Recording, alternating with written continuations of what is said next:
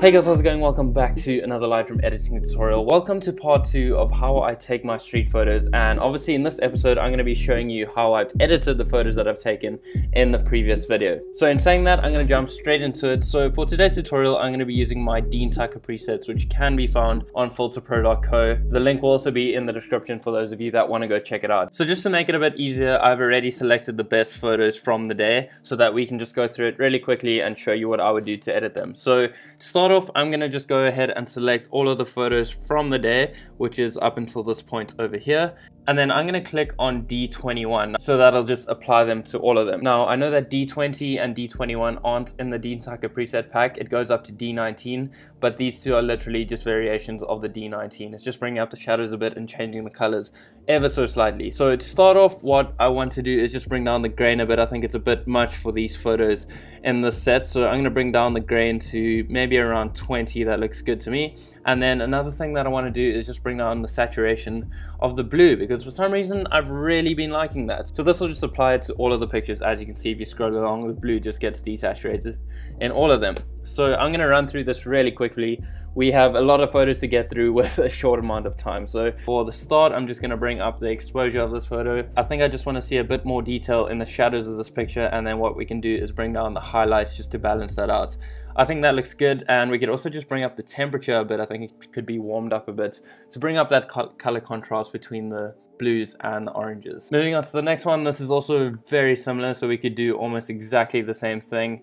As I said, I have quite a bit of photos to get through, so I'm not going to spend too much time on each of them, but I mean, you can see how easy it is to edit these photos when you apply the preset to it. So super quick and easy, and these will be ready to post on Instagram. So again, for this one, I might just bring up the exposure ever so slightly. What I want to do on the left over here is just bring a graduated filter just to darken this, because I feel like the main subject is in the center and we don't really want to be spending time looking at the outskirts of the photo. Again, you can just bring up the temperature to emphasize those oranges in the reflection of the building. And then another thing that I like to do is bring up the grain when editing kind of underexposed and dark photos. I don't know what it is, but dark photos and grain just look really cool to me. So I think that looks good, and we can move on to the next photo. This is just your standard postcard shot, I guess, of the Freedom Tower in New York City, and one thing that is annoying me is just this bottom right corner. So all I'm going to do is hit R on my keyboard, and also bring up your crop tool and just bring that in, and there we go. That is good. That looks really cool to me,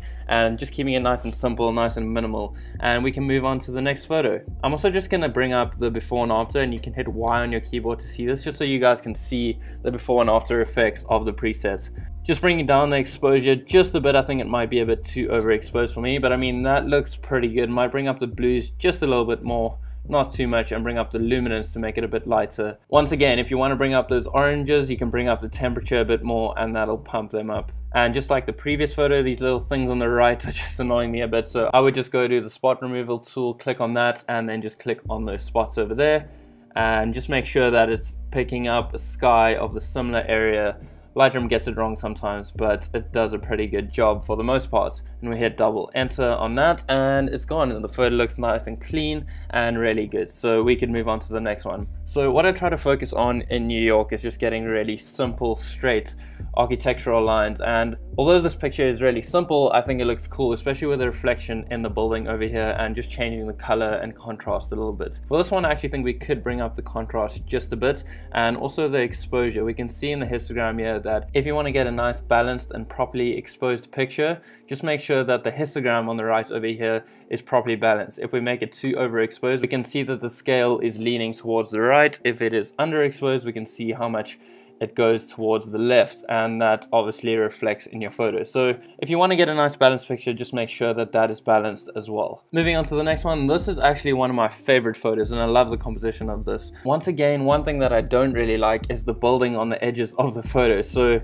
again, we can just go to the spot removal tool. You can press Q on your keyboard if you don't know the shortcuts, and just paint over that, and Lightroom will do the rest of the business. It's really quick and easy. Just make sure that it picks up the right place, click on enter, once again, and there we go, really nice clean composition, and I think that looks really good. What we could do as well is just bring up the saturation of the red just to make the American flag pop a bit more and make that the central focus point of the picture. I think I actually did post this on my Dean Tucker account, so you guys can go check it out if you want. It's exactly the same edit, and this is exactly how I did it as well, so you guys are actually getting a free look at my one of my presets over here, so that's pretty cool. But like I said, if you want to go check out the other ones as well, they are available on Filter Pro, and there's just so many options to choose from and so many different looks you can go for. So you can just scroll through this and choose exactly what you want to go for. But yeah, like I said, D21 is just a variation of D19, and all I did was just change the color a bit and brighten up the exposure and take down the grain. So really not too much to it, but that is exactly how I did it. Moving on to the next one, this was just going up the escalator in the Oculus, and it was really just a quick snapshot, but I thought it was really interesting with the light coming through the window. I kind of want to underexpose this one. I just really like the colors as well coming through. The oranges from these slats over here, I'm not really sure, I think it's just light, and then the blue on the glass over here as well is really, really nice. I'm going to bring that up. We could also play with the temperature as well if we wanted to. I'm going to keep it as it is. And then, like I said earlier, for dark pictures, I don't know why, but I like bringing up the grain. So I'm going to bring that up and also just bring the blacks down. It's also quite mysterious how this guy in the middle is just chilling there looking at me as well. But that's a pretty cool picture. I might post that on Instagram. We shall see. Moving on to the next one, again, just a really simple composition of the Freedom Tower in contrast with the old buildings on the left here. What I would do as well is take away this building here. I'm not going to spend too much time on it, as we have seen what I do already. Similarly with this one, it is the old building with the Freedom Tower in the background. One thing that does annoy me is the top left corner over here, how you've got this little piece that's opposed to the direction of the glass of all the other pieces. So again, I would just go to the crop tool and probably bring that in and set the crop to 4:3, which is Instagram standard crop. Put that in the middle, hit enter, and that is ready for posting. I think I also posted this one on Instagram as well, so go check that out if you want to. Again, just getting another really clean modern architectural capture of New York City. There's so many cool modernist buildings over there, and I think this photo just encapsulates that and how clean the buildings look. Moving on to the next one, this is the Fulton Street Station, and this was one of my favorite photos to get. I don't know if I would post this one on my Instagram. I'm not really a fan of this thing in the middle over here. What I could do is just bring up the exposure just a bit, just to expose this middle skyline thing properly. I don't even know what to call it. The architecture is just incredible, as is with many other buildings in New York City. I might post this one on Instagram though. I think it's pretty cool. I think what I'm going to do though is just bring up the saturation of the blues. I really like the color contrast between the orange and the blues as well. Similarly for the next photo as well, I'm going to do the same thing. Not too high though, we can see it gets a bit oversaturated in the middle over here, but I'm going to bring up the exposure and then bring down the blacks just to keep that contrast. But I really like these wavy light lines, whatever they're called, on this metal sheet here looking up. So yeah, that looks pretty cool. I might actually post that on my Instagram. But I think the edit looks pretty good there, and what you could do as well is bring up the grain if you wanted to. I think I'm gonna bring up the grain. Moving on to the next one, we are almost at the end. Still have quite a few photos to go though, and we are running out of time. I really don't want to make this video too long, but this is just a quick shot I try to get of a taxi in motion, trying to capture the vibrance and the high energy that New York has as a city. So this is quite difficult to do, but I think I pulled it off decently. Could have been a bit better, but oh well, we will try next time. I think what I am going to do though is bring up the blues to keep it in the street here, and again just get that color contrast between the oranges and the blues. We can just bring the temperature over to the left into the cool side just a bit more, and I think that looks good. I'm going to skip over all of these ones. They are kind of boring in my opinion. I really do like these ones though, of the old school buildings in the reflection of this modernist architectural piece. But moving on, I'm gonna skip over to this one over here, which I actually did post on Instagram. And again, like you can see, I just clicked on D21, made some slight adjustments. I'll just bring up the exposure just a bit, and what I also did was change the crop, just straighten that out and bring this up to get rid of this building in the bottom. Click on, want it straight, click on enter and change the crop to 4:3. make sure that this bridge is on the rule of thirds line, and there we go. That looks good to me, and this is exactly what I posted on Instagram. So it really is as easy as that. It doesn't have to take hours to edit a photo. Once again, just some really clean, simple lines, getting the symmetry of the architecture in New York.